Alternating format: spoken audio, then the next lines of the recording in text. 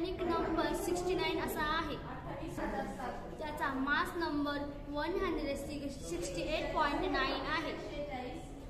त्याच्यात प्रोटॉन 96 आहे. त्याचा सेल स्ट्रक्चर 2, 8, 18, 32, 8, 2 असा आहे. त्याचा इनर शेल K आहे. त्याचा आउटरमोस्ट शेल O आहे.